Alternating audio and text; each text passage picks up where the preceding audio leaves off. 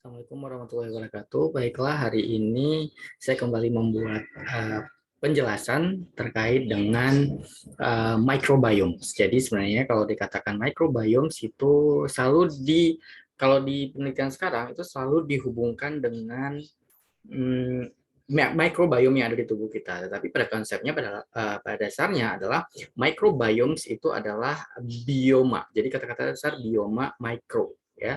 Jadi mikrobiota yang ada di suatu tempat tertentu, baik itu bisa di tanah, bisa di individu manusia, atau bisa di tumbuhan, atau di hewan. Jadi makanya kalau kalian pernah sering mendengar microbiome usus, microbiome kulit, atau microbiome di feses, itu ya seperti itulah.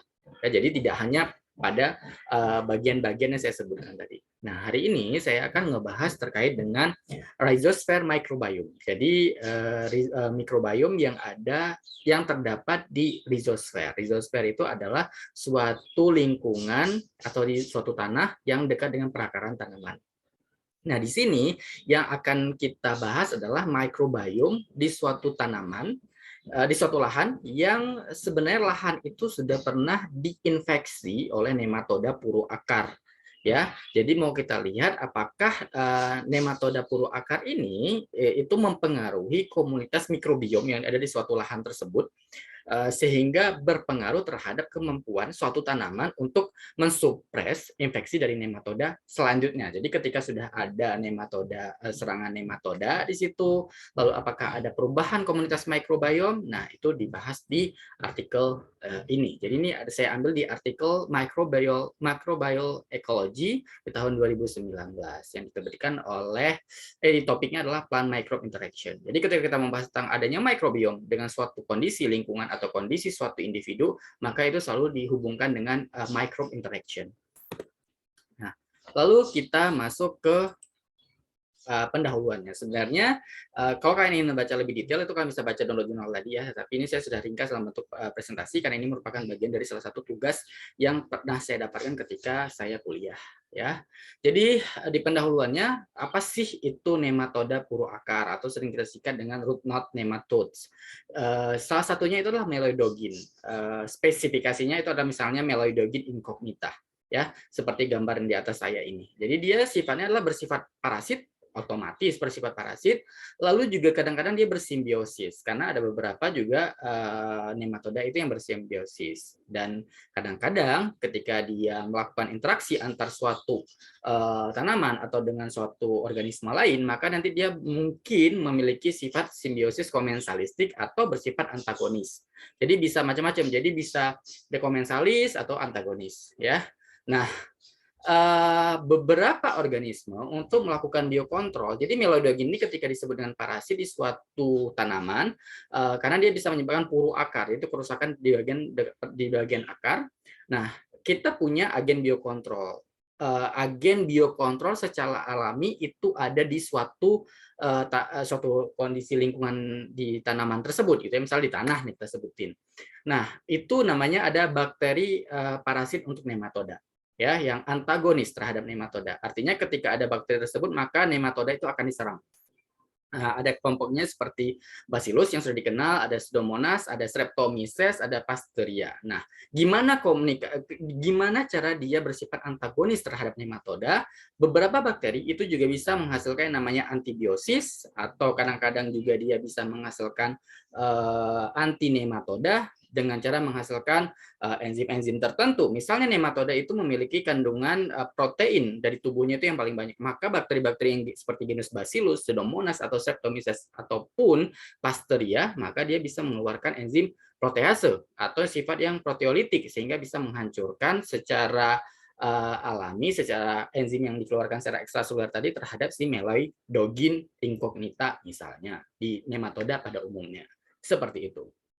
Nah, beberapa informasi itu telah dikatakan bahwa komunitas mikroba itu telah dilaporkan mampu menekan root knot nematode ini. Jadi emang sudah dikenal bahwa ada beberapa jenis bakteri yang bersifat biokontrol terhadap si nematoda. Nah, Di sini mau dilihat adalah bagaimana pendekatan cultivation independent dan yang dependent untuk melihat sebenarnya tujuan dari paper ini adalah untuk mengetahui apakah dengan adanya suatu komunitas yang diberikan suatu investasi dari si nematoda, jadi ada yang bagian yang diserang, ada yang dikasih nematoda yang pernah diserang, dan ada yang tidak dikasih nematoda. Tujuannya untuk apa? Untuk melihat bagaimana keanekaragaman dari bakteri atau jamur yang berasosiasi dengan nematoda parasit tanaman ini. Artinya kita ingin ngecek gimana sih komunitas mikrobiomnya yang organisme itu merupakan agen untuk menghambat atau menekan si melodogin ini, gitu ya. Misalnya seperti Bursa Phalencus, Heterodera, Rhotilenculus, dan Meloidogin. Jadi mau dilihat nematoda parasit tanaman yang tadi saya sebutkan ada 4, ada Bursa Phalencus, Heterodera, Rhotilenculus, dan Meloidogin itu ngaruh nggak ketika mereka itu ada di suatu lingkungan akan berpengaruh terhadap keanekaragaman bakteri dan jamur yang bersifat biokontrol atau tidak, gitu ya. Nah, dari sini kita dasar dari penelitian ini mau dilihat komposisi mikrobiom yang berhubungan dengan keberadaan Melodogin incognita di setiap tahapan hidupnya. Ya, kita tahu bahwa ketika ya ini kan jenisnya nematoda, mungkin kelompok kecacingan gitu ya, cacing-cacingan, maka dia nanti akan ada tahap daur hidupnya ya, misal dari telurnya sampai apa. Saya tidak tahu perkembangan dari si Melodogin ini, tapi yang jelas mereka ada tahapan perkembangannya. Lalu pada tahun 2017, Castillo et al. Melaporkan bahwa kelimpahan dari Alpha Proteobacter rhodoplans dan Phenylobacterium serta Caistobacter sangat berhubungan dengan keberadaan dari Melodogin chitwoodi. Ya, jadi ketika di suatu lahan itu ada Melodogin chitwoodi, maka itu akan membuat kelimpahan jenis bakteri Alpha Proteobacter itu jadi lebih meningkat. Itu laporan dari Castillo tahun 2017.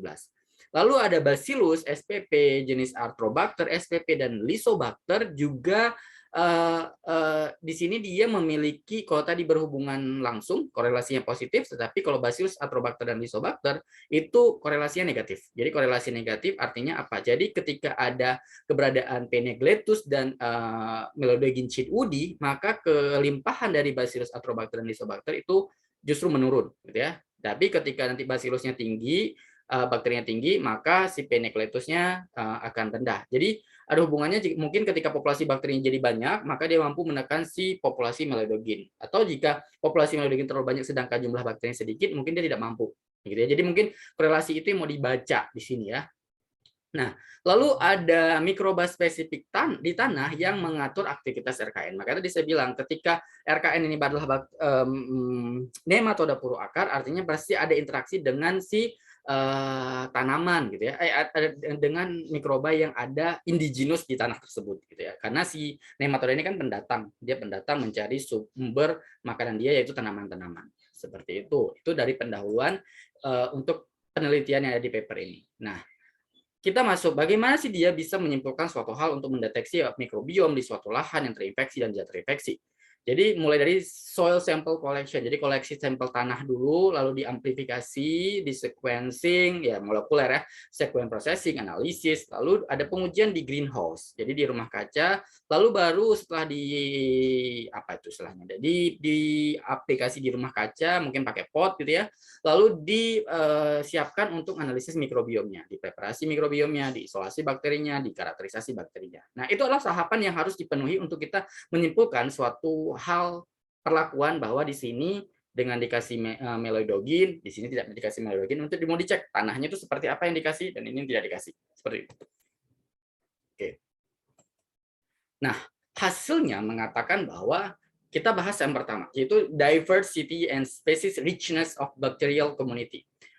Jadi ketika kita ingin mengatakan diversity dan jadi keragaman dan kekayaan suatu spesies tertentu, misalnya di sini bakteri, komunitas bakteri, maka kita harus menganalisis berdasarkan beberapa indeks, gitu ya. Misalnya ada indeks Cowan, indeks Shannon, ada indeks Simpson. Nah, kalau saya sebagai orang biologi, saya pernah mempelajari di ekologi.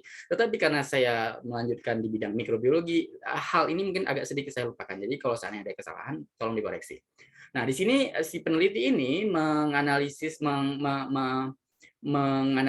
keragaman dan kelimpahan suatu spesies menggunakan 3 indeks. Jadi ada indeks Chow. Nah, berdasarkan indeks Chow, sampel tanah yang tidak terinvestasi artinya tidak ada melodogin sebelumnya itu memiliki kekayaan spesies yang lebih tinggi daripada sampel tanah yang ada meloidoginnya. Ya, jadi artinya jumlahnya lebih banyak dibandingkan dengan yang ada meloidoginnya. Nah, tanah yang tidak terinvestasi itu di sini artinya adalah tidak adanya si meloidoginnya, artinya tanah yang biasa-biasa saja, memiliki keragaman yang lebih tinggi daripada tanah yang terinvestasi. Artinya apa? Artinya si meloidogin atau nematoda ini memiliki pengaruh terhadap kelimpahan atau keragaman si bakteri, komunitas bakteri di suatu lahan itu, ya. Lalu yang kedua, untuk indeks keanekaragaman Shannon, dia nilai sampel tanah tidak terinvestasi lebih tinggi daripada sampel tanah terinvestasi. Sama, hampir sama dengan indeks Chow, bahwa tanah yang tidak ada meloidoginnya, maka dia keragamannya lebih tinggi dibandingkan tanah yang ada meloidoginnya. Lalu dilanjutkan dengan indeks Simpson, di sini dia melihat keragaman dan kemerataannya, ternyata terdapat perbedaan antara sampel tanah yang tidak terinvestasi dengan sampel tanah yang terinvestasi. Nah, di yang gambar yang C ya. Nah, kesimpulan dari diversity and species richness of bacterial community itu adalah sampel yang tidak terinvestasi, artinya tidak ada meloidogennya atau tidak ada tidak diserang oleh nematoda, memiliki populasi mikroba yang lebih beragam dibandingkan sampel yang ada investasi si meloidogennya. Artinya apa di sini? Bahwa ketika suatu tanah ada organisme tertentu yang datang, maka dia akan mempengaruhi komunitas suatu lahan tersebut. Ya, itu poin pentingnya. Lalu kita lanjut. Setelah itu dia menganalisis apa lagi? Nah, di sini dia menganalisis microbiome-nya. Nah, di sini kalau kita mengatakan microbiome itu maka akan muncul data-data seperti ini. Jadi dia akan comparing antar spesies, antar perlakuan, gitu ya. Di sini mau dilihat apakah film yang mana yang paling mendominasi dan yang paling bervariasi di komunitas bakteri yang telah diperlakukan. Nah, jadi di bagian atas ini yang kanan itu adalah tanah yang tidak terinvestasi, artinya apa? Tanah yang tidak ada meloidoginnya. Sedangkan yang tanah terinvestasi, tanah yang ada meloidoginnya. Dia menggunakan 4 tanaman. Tanamannya itu adalah apa? Ada bitter melon, ada cucumber, ada eggplant, dan ada tomato. Ya, jadi di sini mau dilihat. Jadi jelas di sini terlihat bahwa berbeda antara yang ada meloidogin sama yang tidak ada meloidogin. Yang atas itu lebih banyak dominasi oleh warna biru. Lalu yang di bawah itu dominasi hijau juga lebih tinggi. Jadi biru ada, hijau ada. Ya mungkin kelompok-kelompok Planktomices atau kelompok Bacteroidetes itu lebih banyak di bagian tanah yang ada si meloidoginnya.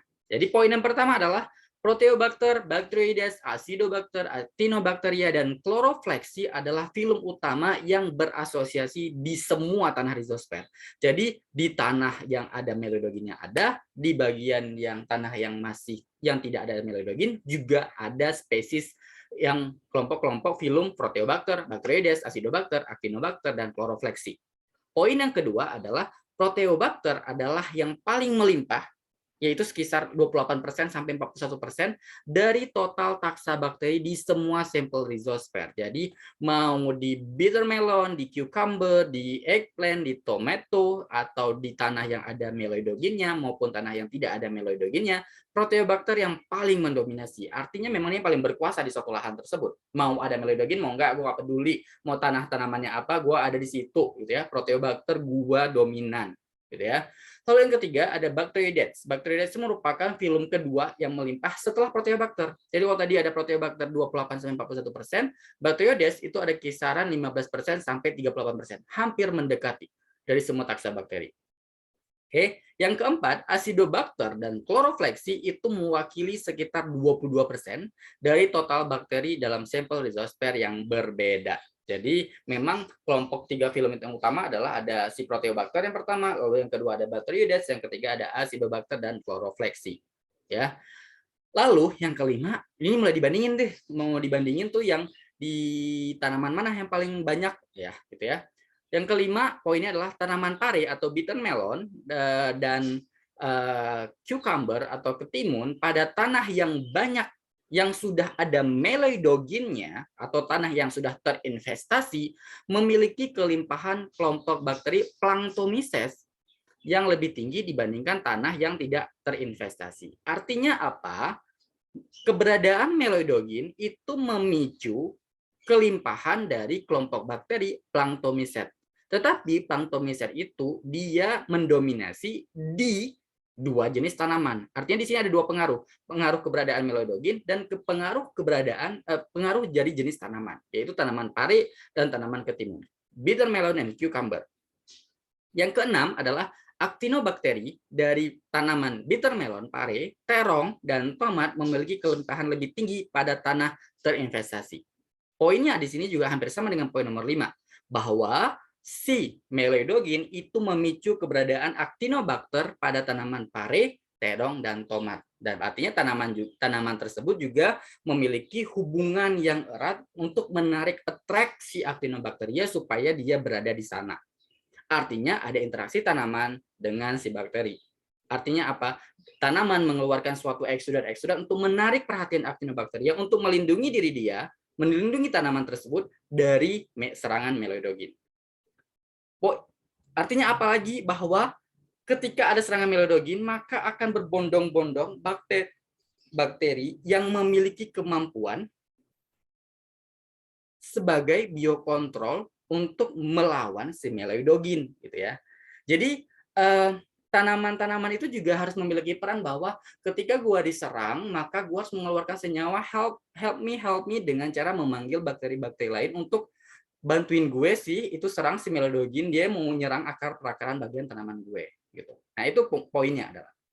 Jadi memang ketika tidak terinvestasi meloidogin, bakteri itu banyak, tetapi ketika ada investasi maka akan memunculkan suatu spesies-spesies tertentu yang nanti bisa kita analisis, kita isolasi tuh si bakterinya, dia memiliki kemampuan ketika kita ujikan ke meloidogin. Itu harapan besarnya ketika kita mengkaji mikrobiom. Lalu kita lanjut ke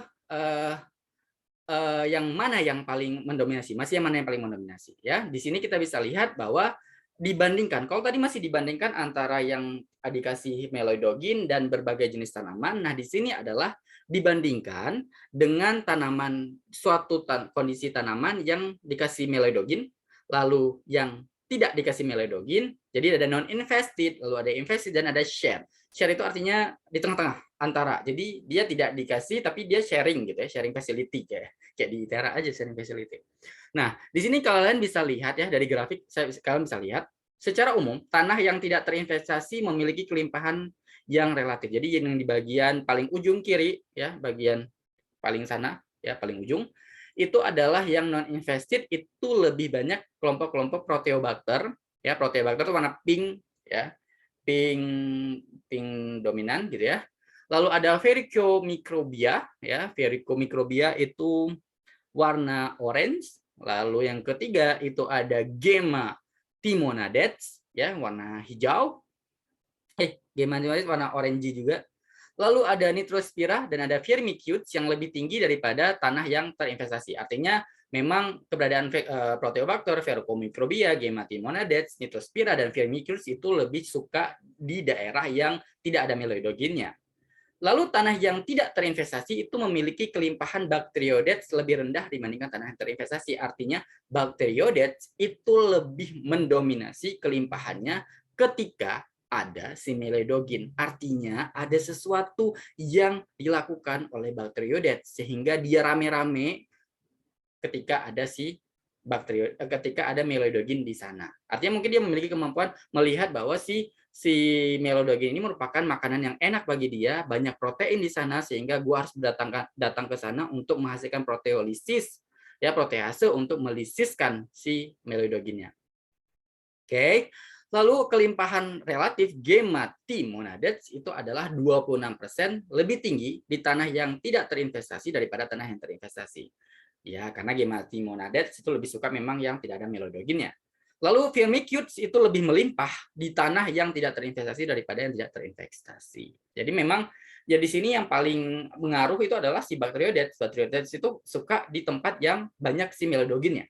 Ya, kesimpulan dari dominant phyla dan variation of bacterial community itu adalah tanah yang tidak terinvestasi memiliki keragaman mikroba yang lebih tinggi, lalu keragaman mikroba yang rendah dapat mengakibatkan infeksi RKN lebih tinggi. Ya, dikatakan seperti itu bahwa ketika mungkin banyak spesies mikroba maka berfungsi untuk menyehatkan tanah tersebut. Tetapi ketika ada suatu kejomplangan, tiba-tiba populasi yang menurun, maka si melodogin menjadi lebih dominan. Opsinya ada dua, bahwa ketika bakteri itu menjadi dominan di sesuatu tempat, mungkin dia memiliki potensi atau spesies yang lain itu tergerus sehingga yang bisa bertahan hanya kelompok-kelompok itu, misalnya Bacteroidetes gitu. Sedangkan si Proteobacter mungkin saking banyaknya mereka bisa mendominasi sehingga si Melodogin mungkin nggak akan datang ke sana. Tapi memang karena dia tidak terinvestasi gitu ya. Seperti itu.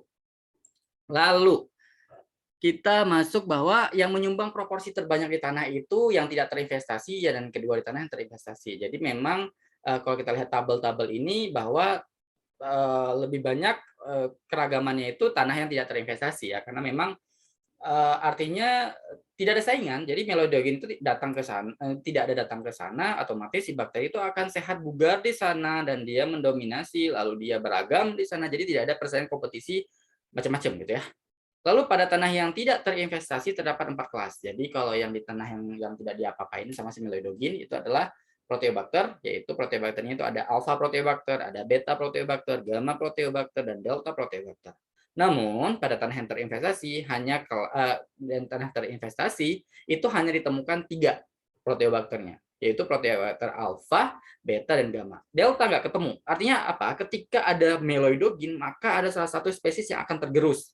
Tergerus kenapa? Mungkin dia tidak punya potensi untuk melawan si melodogin. Sedangkan alfa, beta, dan gamma mungkin bisa melawan melodogin sehingga dia tetap bisa bertahan di sana. Gitu ya. Lalu ada ordo Pseudomonadales, Alteromonadales, Myxococcales, Rhodobacterales, Enterobacter. Itu ditemukan hanya terdapat pada tanah yang tidak terinvestasi. Sedangkan di tanah terinvestasi yang ada melodoginnya dia nggak ditemuin. Jadi Pseudomonas, Alteromonas, Myxococcales, Rhodobacter, Enterobacter itu nggak ditemukan di tanah yang ada melodoginnya. Sedangkan ordo Caulobacteriales dan SC184 terdapat pada tanah yang terinvestasi. Jadi kalau dibuat diagram Venn seperti ini, maka akan muncul tampilan seperti ini ya. Jadi ada beberapa yang muncul ketika di tanah ada melodogin, ada yang tidak muncul. Ada yang muncul di keduanya, tetapi ketika ada investasi maka hilang salah satunya. Seperti itu ya, peristiwa alam. Lalu sebenarnya ketika kita ngecek seperti ini tujuannya untuk apa gitu ya? Impact of soil microbiomes terhadap infeksi root knot nematode. Ya, jadi ketika ada mikrobiom yang berlimpah, itu efeknya ke RKN itu seperti apa ya? Jadi kita bisa melihat di sini bahwa mikrobiom, penambahan mikrobioma tanah yang tidak terinvestasi dari terong dan ketimun memiliki gas yang jauh lebih sedikit. Jadi mikrobiom yang tidak ada meloidoginnya itu ditambahkan ke suatu tanaman, maka ketika dilihat di sana bahwa terong dan timun itu memiliki gas yang jauh lebih sedikit dibandingkan tanaman kontrol dengan penurunan masing-masing sebesar 38,5 dan 40,2. Artinya ketika mikrobiom tanahnya itu berlimpah, maka tanaman itu tidak rusak. Ya, jadi penurunan kerusakan yang disebabkan oleh adanya meloidogin gitu ya, dibandingkan dengan tanaman kontrol. Kontrol kan artinya tidak diapa-apain ya. Jadi ketika ada serangan meloidogin maka ya tidak ada perlindungan dari mikrobiom tanah ya. Lalu ketika diberikan filter slurry yang tidak terinfeksi dari terong, tidak memiliki perbedaan pada gas dibandingkan dengan tanaman kontrol. Sedangkan filter slurry yang tidak terinvestasi dari ketimun menunjukkan gas lebih rendah dibandingkan kontrol. Jadi ada filter slurry yang dari tanah yang tidak terinvestasi dari tanaman terong, lalu dikasih ternyata hasilnya gasnya itu masih banyak gitu ya, tidak ada bedanya sama kontrol. Sedangkan yang filter slurry dari tanaman ketimun menunjukkan gas lebih rendah dibandingkan kontrol, yang hampir mirip dengan poin nomor 1. Artinya apa? Tanaman itu memiliki peran terhadap attract atau kemampuan mikrobiom tanah dalam menekan. Jadi tanaman itu mempengaruhi terhadap keberadaan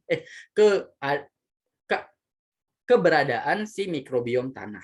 Yang tadi mikrobiom tanah itu berperan sebagai menolak atau menghambat pertumbuhan atau menghancurkan, mematikan si meloidoginnya. Gallsnya itu ada telur-telurnya gitu ya kalau nggak salah. Oke. Apalagi?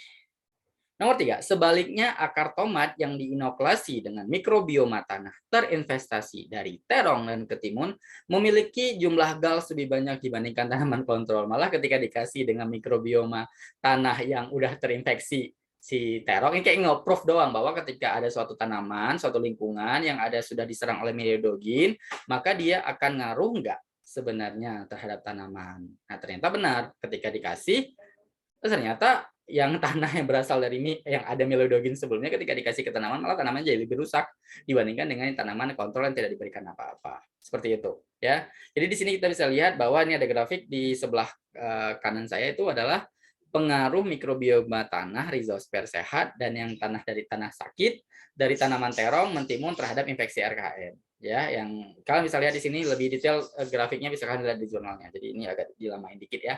Jadi ada kontrol mikrobiom, dikasih filter selari, ada mikrobiomnya, ada filter selari. Jadi kelihatan ya beda antara yang terinvestasi sama yang investasi.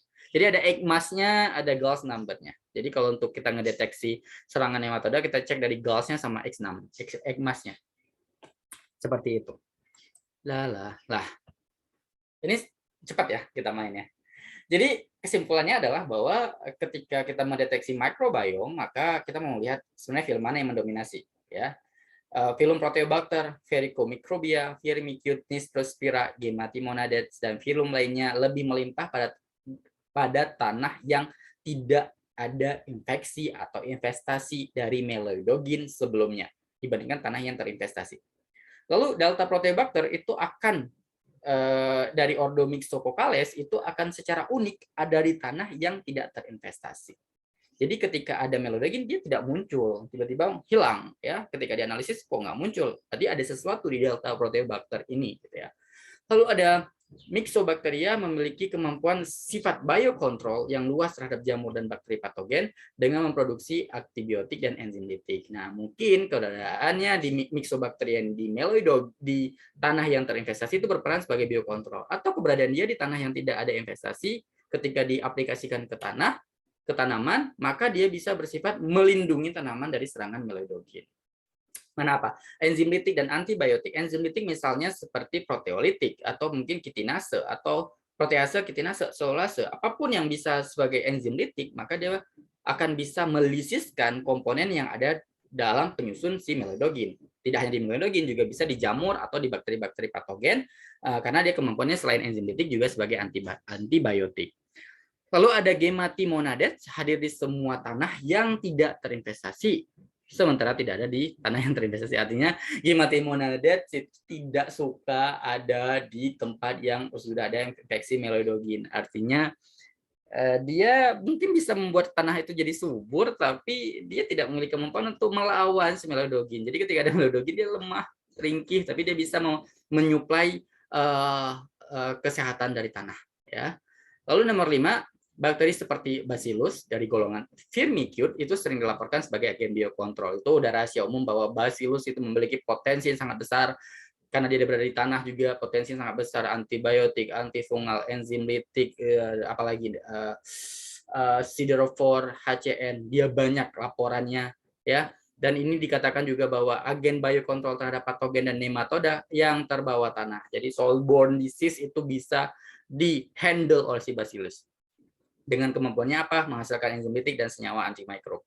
Dan hasil screening ternyata ketika habis dicek itu diisolasi kan tadi si bakteri dari tanah tadi, ternyata menunjukkan bahwa strain Bacillus dan Pseudomonas yang menjadi pengendali dari RKN tadi. Jadi setelah dicek bahwa mikrobiom ada yang dikasih meloidogin dan yang tidak, bla bla bla, ternyata ketika dicek, oh ternyata dua bakteri ini, jenis ini ternyata yang berperan dalam mengendalikan RKN sehingga ada dan tidak si meloidogin itu. Ya. Jadi seperti itu saja. Kalau mau dilihat silahkan cek jurnalnya ya. Jadi ini kalau ini sebenarnya kan bisa buka di jurnal ini ya. Jadi mau download silahkan. Ini kalau nggak salah bisa sih di download gratisan deh kalau nggak salah. ya, microbial ekologi gratisan. Ini saya paparkan di mata kuliah sistem biologi Prokarya. Oke, sampai di sini saja. Assalamualaikum warahmatullahi wabarakatuh.